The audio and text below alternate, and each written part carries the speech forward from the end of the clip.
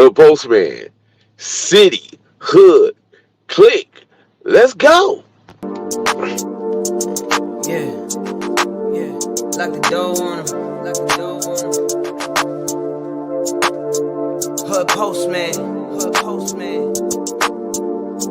Reporting live. Reporting live.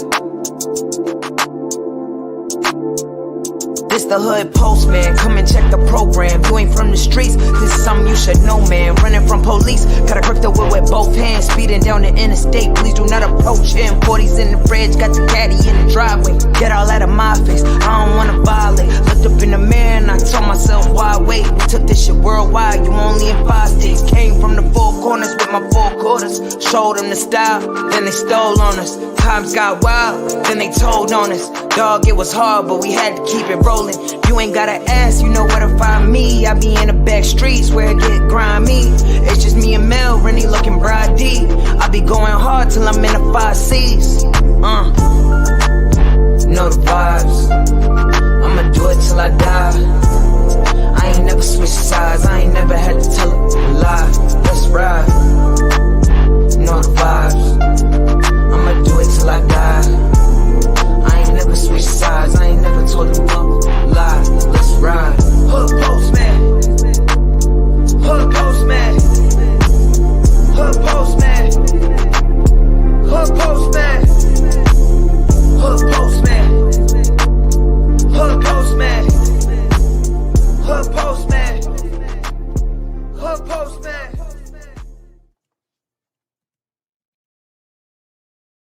Shout out to the Mailroom Nation and the Mailroom Goons. I am Professor Melly Mail, the Hood Postman. Be sure to click the notification bell, like, subscribe, and share. Drop a comment down below so when the dope content hit, it'll feel like it's the 1st and the 15th. You can go anywhere in the world to get a couple of lives, but you come right here to get the truth. Get on the bus and let me take you to school. Before they had handguns, they had handguards. Welcome, welcome, welcome to the mailroom. You come in and take a look at your mind, examine what's in your heart. It's always not what's on the exterior, but what's in the heart is what matters at the end of the day. Welcome everybody to the mailroom. Shout out to Keith, shout out to King Mike. What's good, Joe Farrow? What's going on, Rasta Man, Marlena Williams, Postmaster General in the house. Let's get to it, folks. Man, I know y'all, we're going to talk about Cat Williams first. Gotta talk about Cat Williams first. What can I say? Cat, brilliant marketing. I think he outbested all those guys and how he presented himself. It was funny. It was articulate. It was very eye-opening. Because some of the things about some of these comedians we didn't even know or we never even thought about or considered. And the one thing that stand out to me about what Cat Williams was saying, and none of those guys said, none of them said that he lied. They came back and made little snapbacks and popbacks and clicks or whatever, but none of them said that he was lying. Not one. Not at least, if correct me if I'm wrong. If one of them said that he was lying, then okay. Not Steve Harvey, not Michael Blackson, not Ricky Smiley, not Cedric the Entertainer, not Kevin Hart, and whoever else that he named in that sequence. What we can say, man, wasn't that hilarious when he said that Ricky Smiley, he put it in his contract that Ricky Smiley come on the set, he got to wear a dress at wherever he's filming. I thought that was hilarious. But one thing he did, he triggered the algorithms. He got the internet flowing. He broke the internet. I'm thinking he's well over 9 million likes or whatever, shares or views or whatever at this point. Way up in high numbers. I'm sure Shannon Sharp is smiling real hard right now because that means mucho dinero. As my Spanish brothers would say, he got mucho dinero from that one video. Because Cat Williams was on fire. He was on point. You could tell that he came in there. Very prepared. He was prepared. He knew how he wanted to say, and where he explained it. Cedric Entertainer, you look like you stole a man's joke. You look like you really stole that man's joke. Steve Harvey, we already know Steve Harvey's a joke. Ricky Smiley, he danced between this religious stuff and all that. He always, and we have seen him in multiple dresses. He have had on a dress in a lot of, what's going on with you, Michael Hawkins? We have seen him in 10 million views, I think. Right. See, we have seen Ricky Smiley in quite a few dresses. I had caught a bit of a cold too, guys, so bear with me on OG Cafe. What's going on with you, cat? What's going on, OG Cafe TV? Yes, he was, and he knew the outcome. He was very intentional. Yes, very intentional. He was precise. It was precision. It was art, man. It was like, man, he was like a chef up in there cooking up a great meal, because he barbecued every last one of those dudes. Every last one of them. And he put the real out there on them. None of them came back and said that Cat was lying. They all just kind of like, especially what's going on with you, Scotty? They just all kind of like, said what they said, but none of them said that he was lying. That's what I was waiting for. Somebody say, man, that dude lying. Never happened. Never happened. That was interesting take. I applaud Cat Williams. Cat Williams definitely set himself up for the next big special. So imagine when Cat Williams come back with the jokes on everything he said and then double down. Oh man, it's gonna be hilarious. It's gonna be hilarious. Cat Williams barbecued those dudes. So let me say this: thinking is not knowing. Knowing is knowing. Let me say that again. Thinking is not knowing. Knowing is knowing. See, there's a difference. A lot of people misconstrue things and they don't understand quite how to separate things. And they think because they think something that they know something. No. Knowing is knowing. Thinking is not knowing. What up, D? I see you, man. So let's get to it. Today I want to talk to you about the BGF. And it's kind of like a spin-off of what I talked about the other day, the arrogance of gang culture. And part of that does have to do with some of it, BGF stuff. But I want to back it all the way up. There was a guy by the name of James Carr. Matter of fact, he had an excellent autobiography called Bad. His name, they called him Bad. This dude was bad. He got the name. In order to have that name, you got to be bad, right? But it's James Carr, aka Bad. He met George Jackson in the early '60s.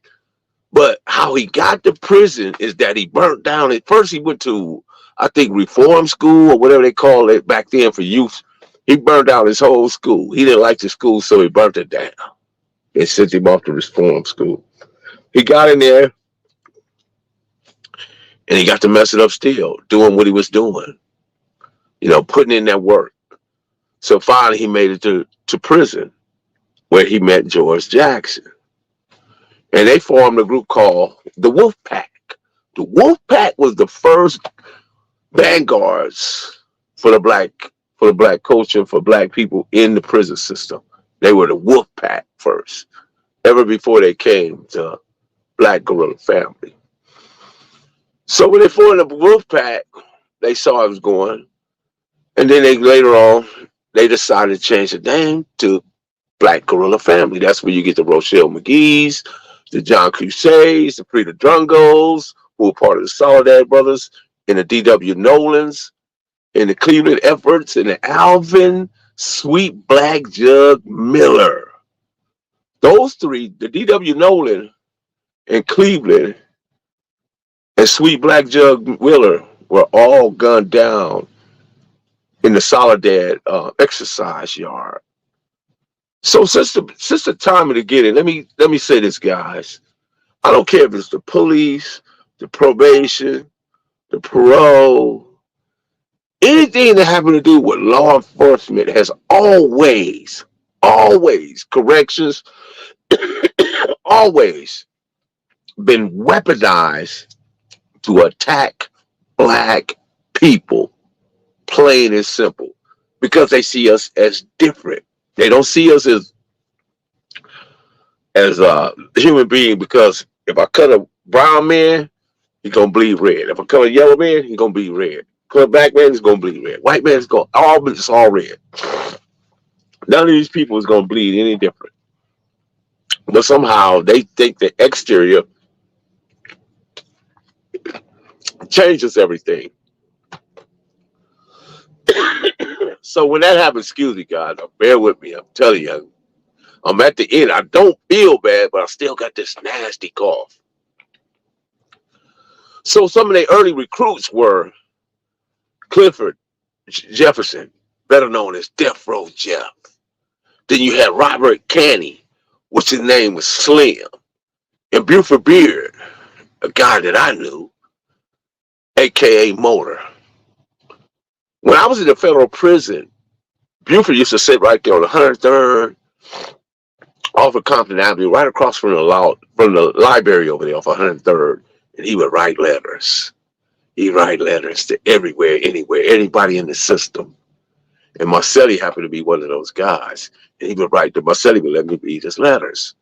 And I would read his letters, and I'm like, wow, man, this is some incredible writing right here, man.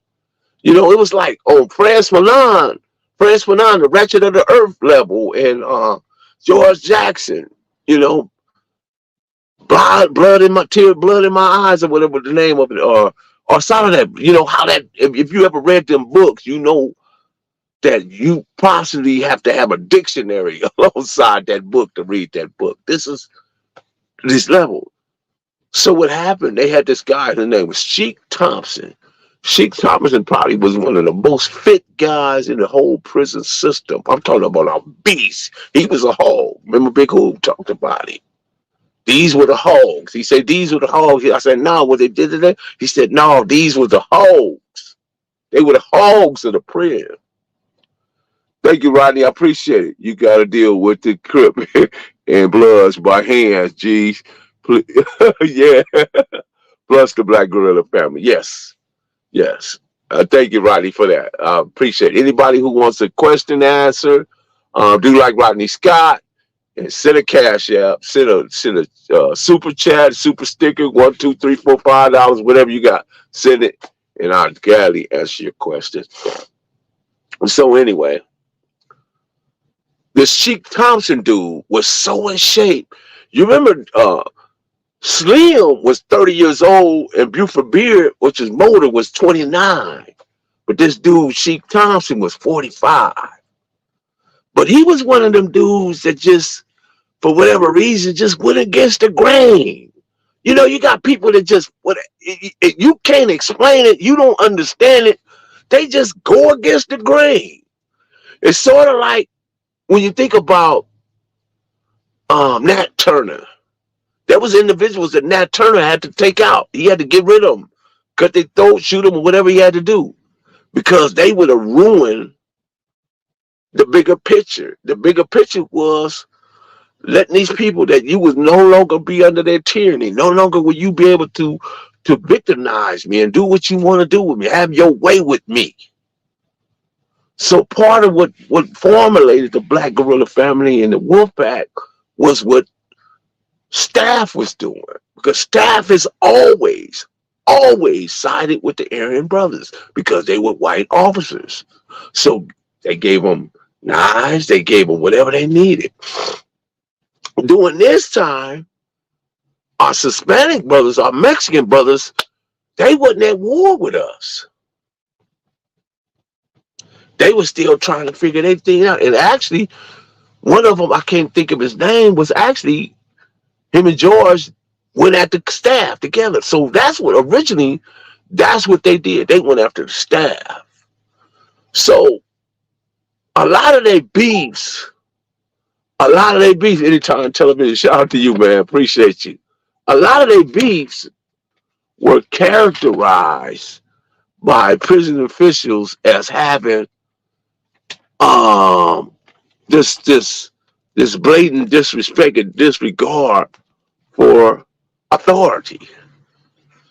So they tightened internal disciplines of a what they said was the BGF was a disciplined group with a left wing ideology and political ideology, which held that blacks were essentially political prisoners.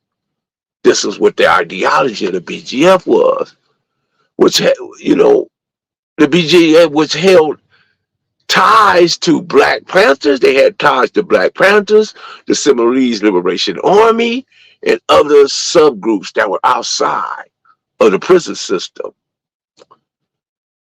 Their numbers were stockpiled, where their members were stockpiled, and they would, do anything to to make themselves a force to be reckoned with because they knew what they was dealing with.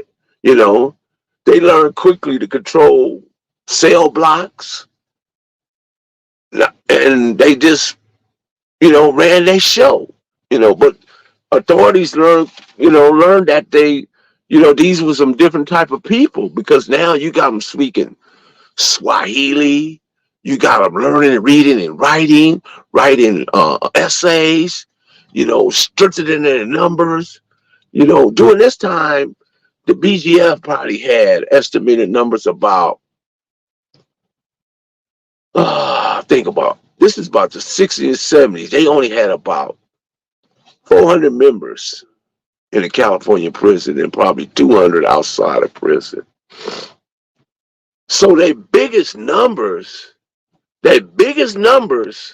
didn't come until James Doc Holliday. James Doc Holliday. Everybody know that name. James Doc Holliday was like, he became the supreme commander after all the guys I just named, because we all know that George Jackson was set up, killed. Allegedly, they said that his attorney bought him a pistol and and the guard set him up and they killed him. Also, Bad wrote in his book, James Carr wrote in his book that he tried to warn George Jackson numerous of times about individuals and people, how they were moving, and not to just trust everybody. That was one of George Jackson's weaknesses, is that he trusts Black people entirely too much. Entirely too much. But one of the things that happened that I think I skipped this part, when they, especially on the Sheik Thomas guy, so Buford Beard and Slim, they was tapped in to put the smash down, and they took him out.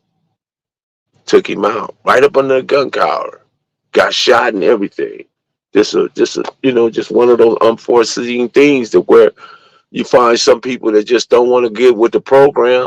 Nobody's, how you always hear that saying, nobody's bigger than the program. Well, that was one of those moments.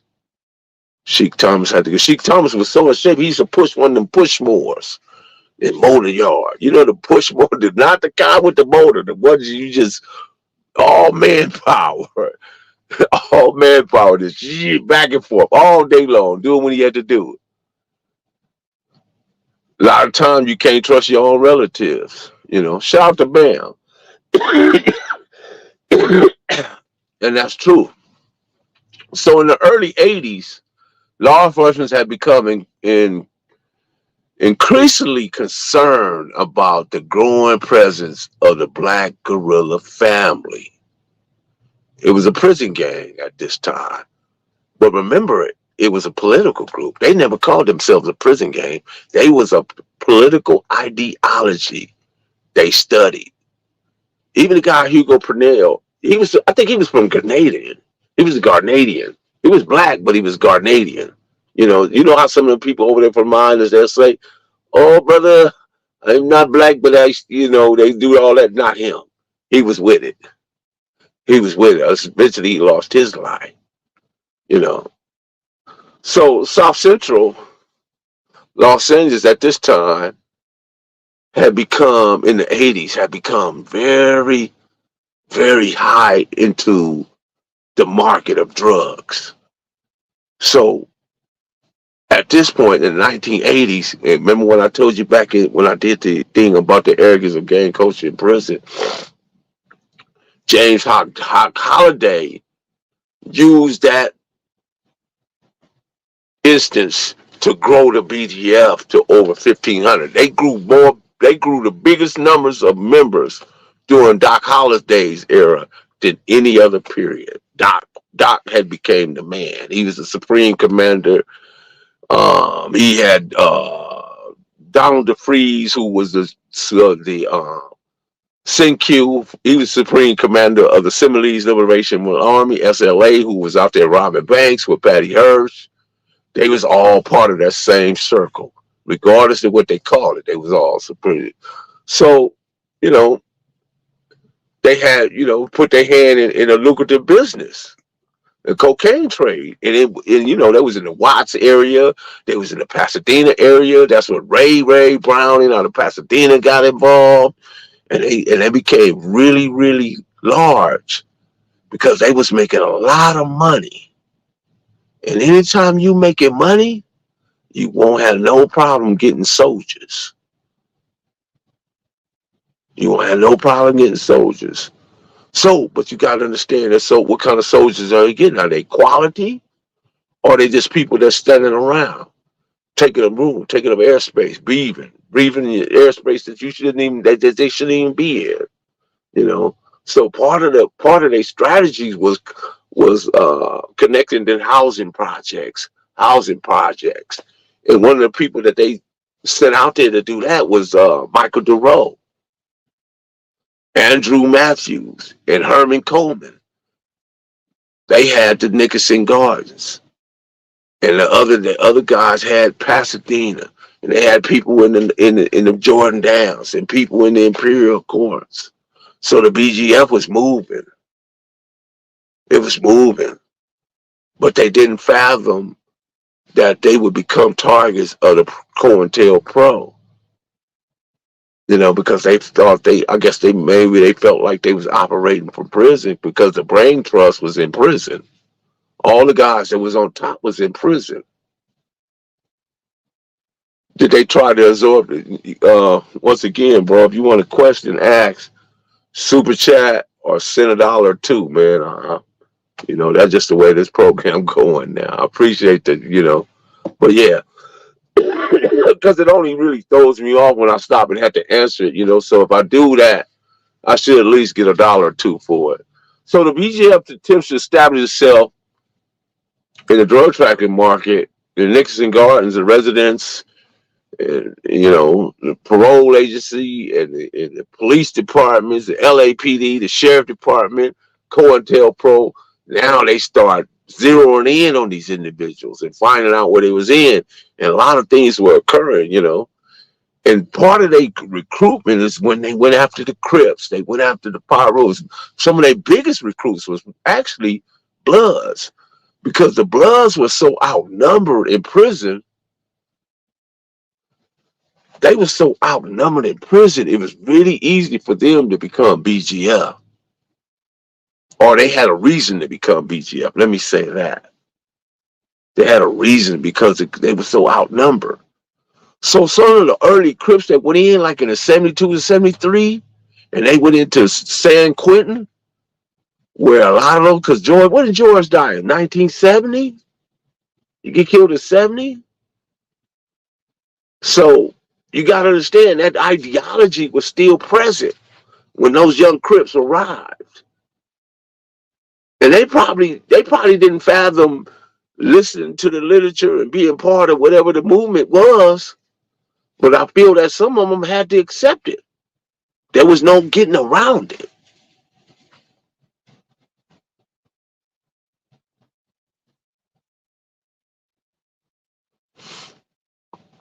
And that's the vanguards. It was Bloods and Crips together. That was the structure.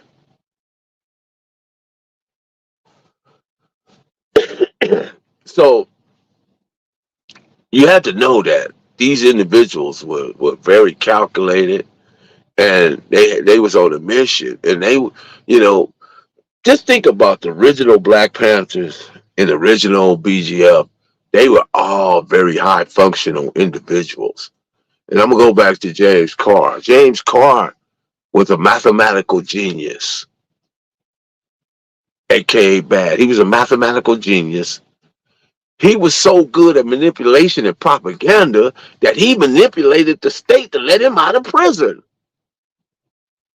That's probably where the manipulation game coming, the propaganda came was from James Carr, aka Bad. I'm just telling you, don't trust me, go read his book. So autobiography, James Carr, Bad. Talks about George. He talks about Frida Drongo. He talking about John Cusack. He's talking about Hugo Purnell. He talks about all these. Unfortunately, he was assassinated in 1972. See, because by then, the Panther Party was flooded and infiltrated by the COINTELPRO. And a lot of people that were in it were working with the feds. So, in order to kill the body, you must kill what? The head first. The head must die first. So a lot of heads rolled during that time. You know, I remember Eldridge Cleaver, Kathleen Cleaver, Pratt, Geronimo Pratt, just a lot of brothers, you know, Bushy Carter, Bobby Hutton, Bobby Seals, Huey P. Newton. But they really got, you know, and you even had like Ace Rap Brown, you know, all these other brothers from SNCC coming over, throwing their hat into the ring for the Black Panther Party. But all these brothers, you got to understand, they went to higher educational institutions. They had master's degrees, PhDs, BS degrees. These people weren't just like, you know, because just think about it. How was the Black Panther only around from 66 to 71 or 72, somewhere like that? But the Crips and Bloods are still thriving because the system don't fear Crips and Bloods because they know that the motor that push them or drive them is self-hate. So they're not concerned about anybody that has self-hate. See, them brothers, they was pushing a whole different propaganda. They was reading from Mao. They was reading Frantz Fanon. They was reading Stalin, Lenin, Marx. They was reading books like that. And they was bypassing all United States ideology in indoctrinations. They, you know, in order to learn the truth, you got to first take the lies out. And once you do that, you can see a great deal more clearly than what you had before. See, we all been educated under indoctrination. Because you got a large percent of us looking around waiting for somebody to come out the sky and somebody to come out the ground. The Satan didn't create nothing, and he can never give you no blessings. If he didn't create nothing, how can he create blessings for you? It's not going to happen. He only had the power of suggesting. In other words, you still got what God said, that free will. But the power of suggestion tell you is right or is it wrong? Which one do you choose? And most youngsters, because they don't know nothing, they don't read nothing, they don't understand nothing, they only believe in the things they idolize. That's it. That's the only thing they believe in. They don't listen to scholars. They don't listen to to people that's giving them direction. They don't have a criteria to judge between what's right and wrong. All those books, whether it's Quran, the Bhagavad Gita, the Bible, or Tao, Buddhism, all of them give you a criteria to judge between what's right and wrong. But if you ain't got nothing in this hand and nothing in this hand, what is the discernment at? What is that? Nothing from nothing leaves nothing. They don't want to know nothing.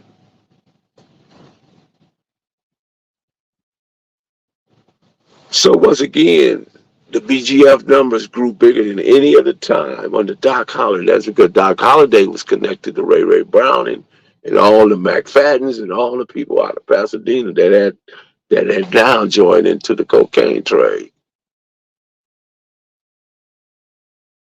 That soon went away. And then I don't know where the numbers are today. And I don't even know if it's the same ideology. I don't know none of that. But I know what the original thought was. The original thought was being the vanguard for the people. Because they understood, politically, they understood that they were political prisoners. They was being persecuted. Tyranny was flying high. They've been pushed and pushed while the staff was giving the Aryan brother anything they wanted to you know, to defeat these brothers, keep these brothers off balance.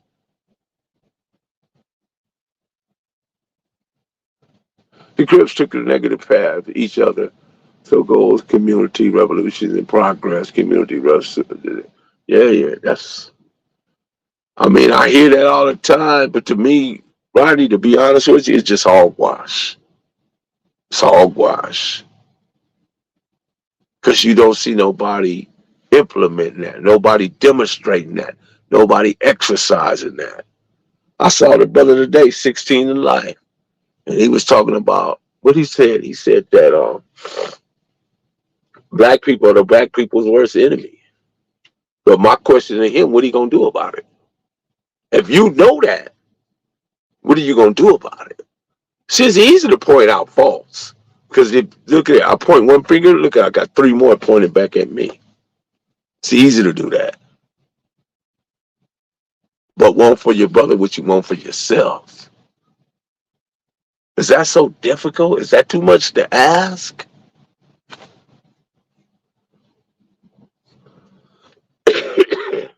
When I do these lives, man, I really be trying to give you guys some substance and give you something that's concrete, give you something to ponder and be thought provoking. Later on, you can go back in your mind and even go back and look at the video and to at least try to understand why did I need to say that. Shout out to Marlena Williams. I appreciate you, Marlena. Marlena, you are the best. Absolutely, you are the best. So when you hear these thought-provoking words, what are you going to do about it? We all got a role to play. Gregory Cross, we all got a role to play. We got to do our part. We got to do our part. You know. As to the gang culture, I got a prescription for life. That's what I think about that. As to gang culture, I approach it with a prescription. Well, I approach it with a prescription for life because I know that it's death wrapped all tied into it. There's the wheelchair, there's the prison, and there's the graveyard.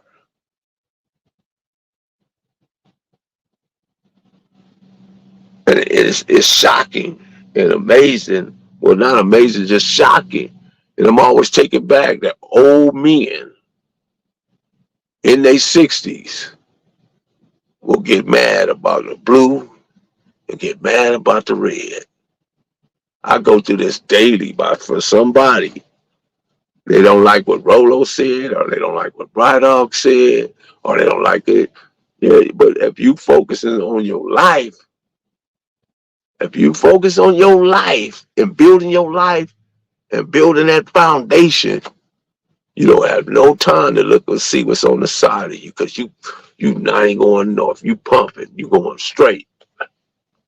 Because guess what? I can't get nowhere looking in the rear view mirror. If I'm going forward in life and I keep looking in the rear view mirror, how can I get to my destination?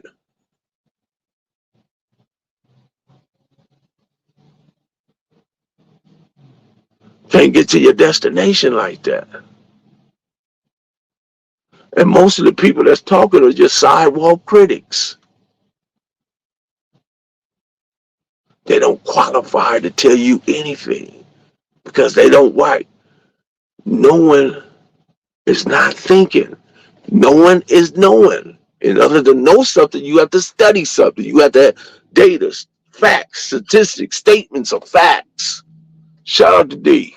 Appreciate you. That's how you come up in the world. Information. You think these white people are sitting around in these think tanks 10 and 20 years for nothing? It's because they planning the future. They planning ahead 10 years down the road. You still stuck in 94 somewhere. Are you worried about such and such and such? Ain't nothing we can do, man. We can't bring Salty back. We can't bring Tam back. We can't bring Puddin back. We can't bring Tookie back. We can't bring Raymond back. We can't bring Donald McQuilla back. And I'm just naming people on both sides. Ain't nothing we can do to bring none of those individuals back.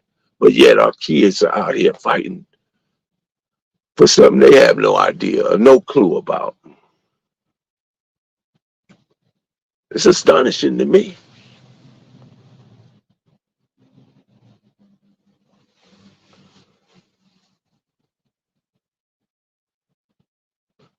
Experience. Yeah, most of all, experience.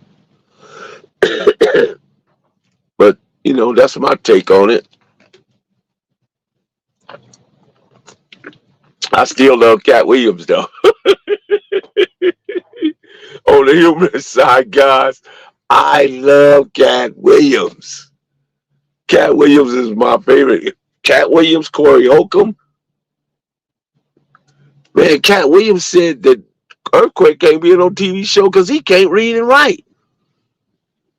There are two types. There's those who read and write and those who fight and steal. Which one are you? See, because if you reading and writing, that means you gaining access. You gain upper mobility. You're going to get somewhere. Gregory Cross, what's happening?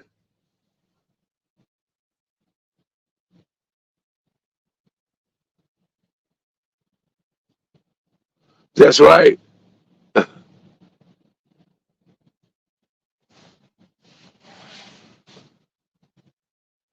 It's just my perspective, brother. It ain't, if I don't give out my opinions or my ideologies or what I've studied and what I understand, then what does it count for? Because that's part of what's wrong with us as a people. Everything gets swept under the carpet and pretend like it didn't happen, like it don't exist.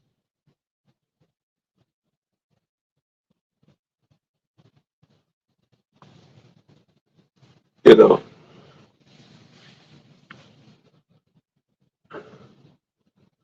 that's just what it is. Everybody ain't gonna like what everybody say, and everybody ain't gonna agree with everybody say. But here's the thing. Ultimately, at the end of the day, when I think about myself, that counts. Nothing else matter. But I get it because people be so tied in to certain ideologies. They feel that It shouldn't be spoke about, talked about, mentioned. None of that, But we got to get out of that mindset. We got to blow up them old mindsets, brother. All them old mindsets, what have they done for us? We got to blow them up now. We got to blow them all up. Put them all in one big old pot and just drop a hand grenade in there. Blow them all up.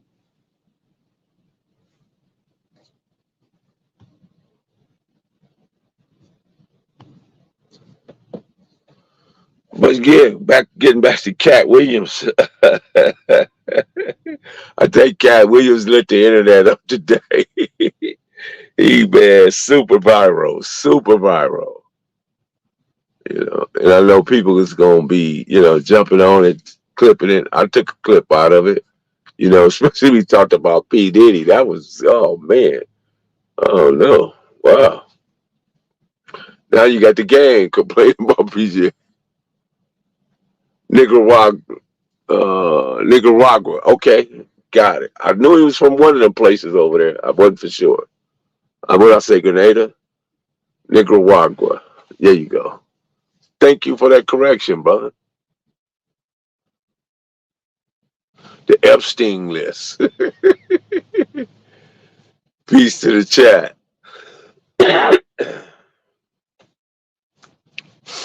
Yeah, so I'm telling you guys, listen, guys. James Carr, aka Bad, wrote an autobiography that talks about all the stuff from A to Z. He was actually assassinated in 1972 by some of the same people who claim he loved it. Hey, listen, guys, even in the mafia, you saw Paul Castellano, boom, out of there. Carmine Galante, boom, out of there. Because somebody at the bottom felt like they wanted to be at the top. So in order to get to the top, you got to knock the top generals down. That's where that goes. But is it reasonable? See, the two most dangerous things in the world is sincere ignorance and conscientious stupidity. But I believe that unarmed truth and unconditional love will have the final say so. That's what I believe. I don't care what nobody else believes. It don't matter to me. I'll listen to people, but do I take their ideologies and opinions? Okay, where your facts coming from? You want facts? Go look at blackdemographics.com. Look at those facts.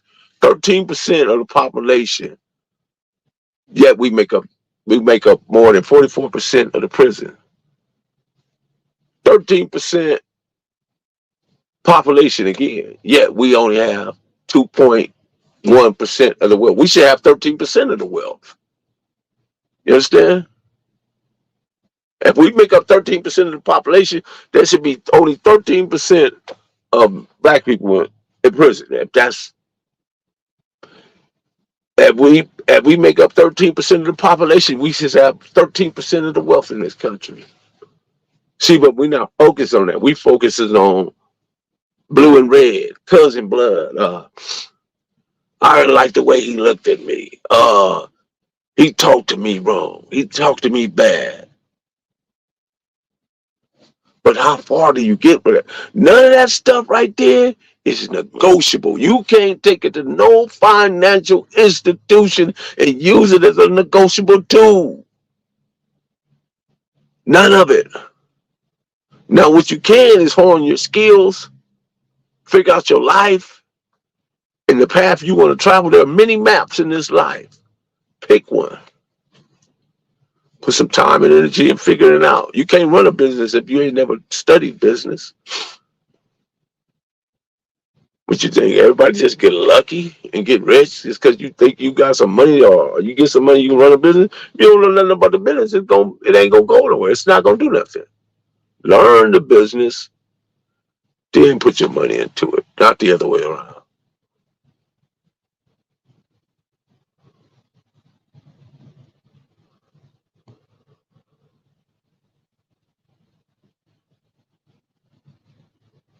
Man, no problem, Anthony. No problem. You can send me a message over at the Hood Postman at Instagram. Marlene, I'll put it up there in a minute. Thank you, Marlene. I appreciate it.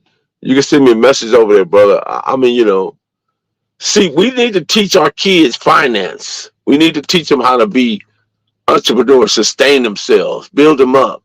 Not all this other stuff, man. Because I tell you guys, the five most things in the world that move this country is physics, mathematics, biology, chemistry, and science.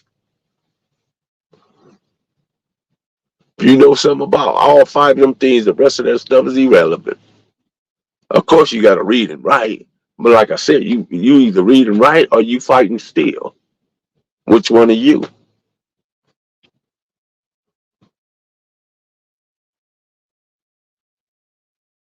Yeah, there's several theories about James Carr. I just read the book. I was reading the book. So one of them is Huey got him betrayed George and the BGF. That's why he was deleted. 45 million blacks and controlling 0.5 trillion a year. No, that's the GDP. That's the GDP, gross domestic product, brother. What you're talking about. That ain't what we managing. That's what we spending. See, we ain't got no money problem. But what I'm saying, if we 13% of the population, we should have 13% of the wealth. What would that number look like? So figure that out. What would that number look like? We 13% of the population, but we 44% of the prison population. You think that's just happened like that?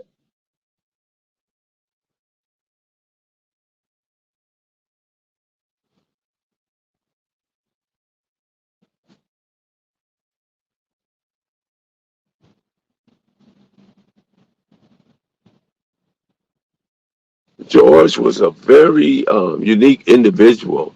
Even his brother, Jonathan Jackson. Jonathan Jackson and Frida Drungo and some of the others pulled off that feet down there in that courthouse. They meant business.